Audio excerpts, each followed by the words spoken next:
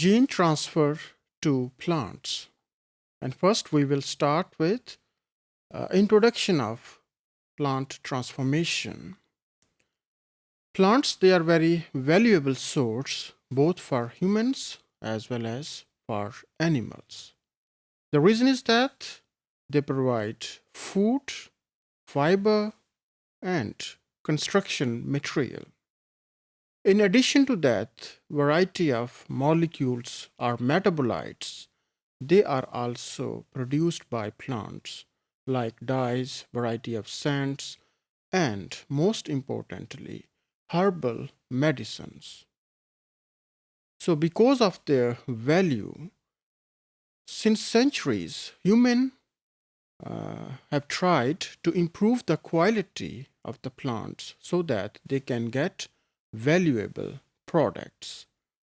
तो इस पर्पस के लिए इंसानों ने प्लांट्स को मॉडिफाई करने की कोशिश की like with the help of breeding and also naturally they have selected the best variety. लेकिन ये जो सारे जो तरीके हैं ये थोड़े से अब ओल्ड हो गए हैं क्योंकि जेनेटिक ब्रीडिंग से या नेचुरल सिलेक्शन से जो जीन पूल्स है वो पर्टिकुलर स्पीशी तक रिस्ट्रिक्टेड रहता है या सिर्फ वो स्पीशीज जो कि क्लोजली रिलेटेड हैं they can reproduce sexually. So because of this reason, now some other methods are required to improve the quality of the plants. And for this purpose, the genes have been introduced to the plants artificially. For this purpose, the first attempt with reference to the transfer of genes to plants was made during 1960s and then later on in 1970s. But all those attempts, they were not successful. The reason was that the transformation was not stable. Then in 1981, the first stable transformation was carried out by the scientist, and here the tobacco plant was used for transformation purpose. और इसकी जो transformation थी वो भी एक plant pathogen के ज़रिए की गई थी और प्लांट पैथोजन है agrobacterium tumefaciens. It is a type of bacterium that can infect the plant tissues when they are wounded, and then by introducing its own genetic material then it can induce tumorous growth. And this ability of the bacterium has been exploited to transfer foreign DNA or gene of interest. And here the tobacco plant was the first one that was genetically modified by using this agrobacterium tumefaciens.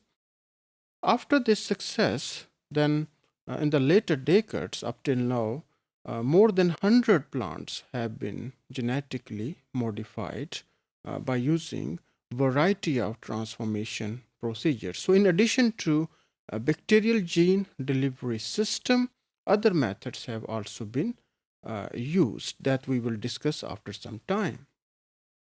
But overall, we can say that the ability to transform or modify plants by introducing gene of interest have enabled us to produce transgenic plants.